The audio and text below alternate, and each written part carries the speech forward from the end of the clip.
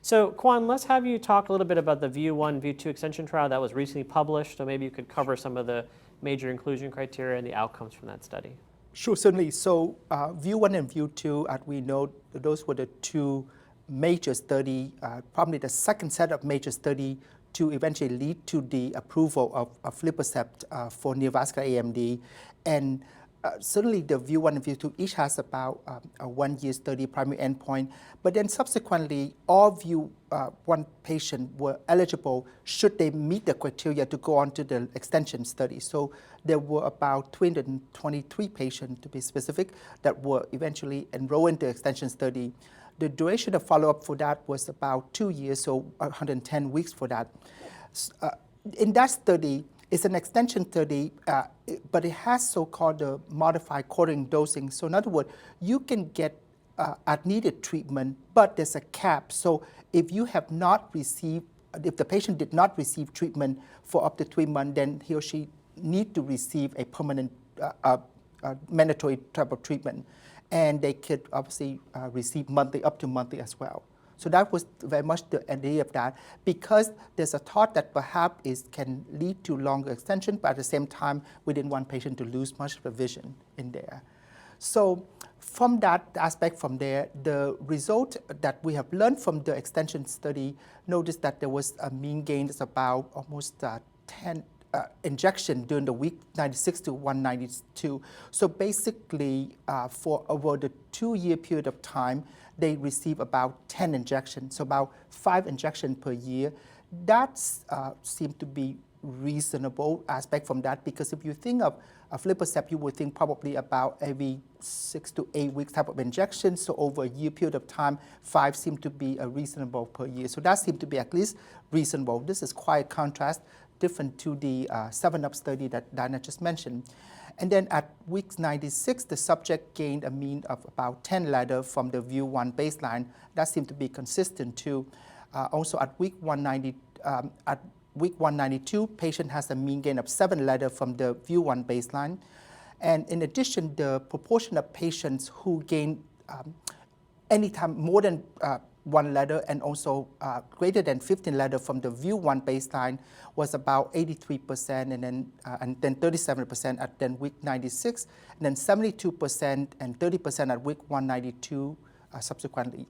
So basically at week 96, 11% and about 5% of the patient, and at week 192, 20% and 8% of the patient have either greater than 5 and then also greater than 15 letters. So they did in fact continue to show that yes, the long-term benefit of aflibercept was still maintained, provided that in a way I was glad that they capped it study so that the patient received treatment.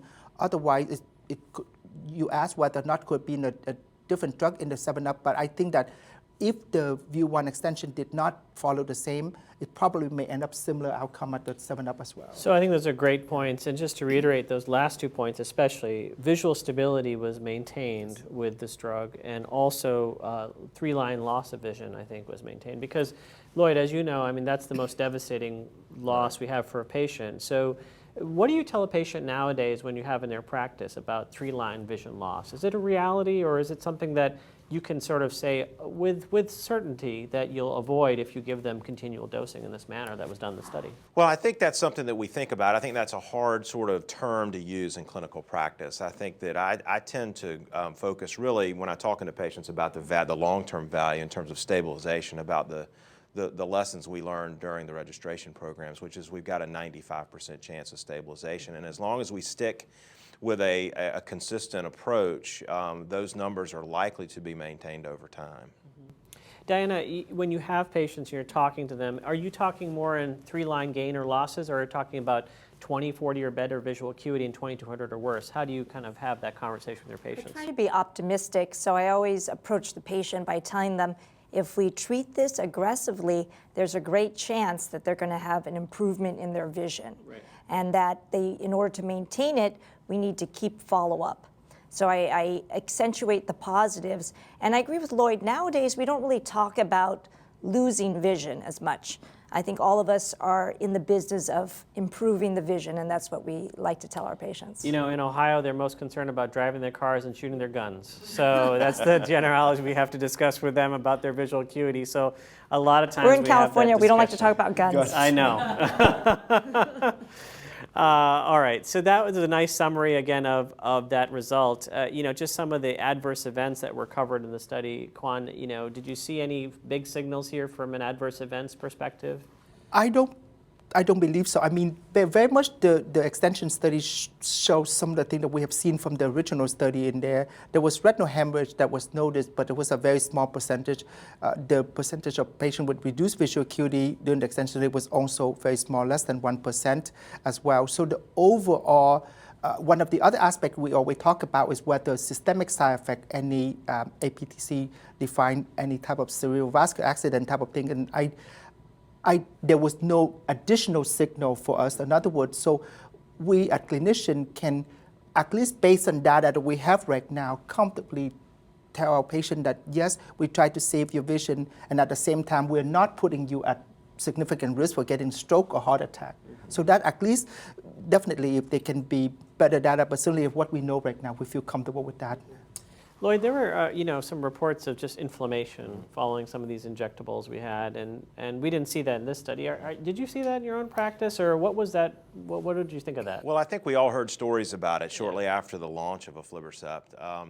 You know, I was always a little curious about it because we had such a large body of well-obtained clinical evidence in large clinical trials that didn't show an inflammatory problem.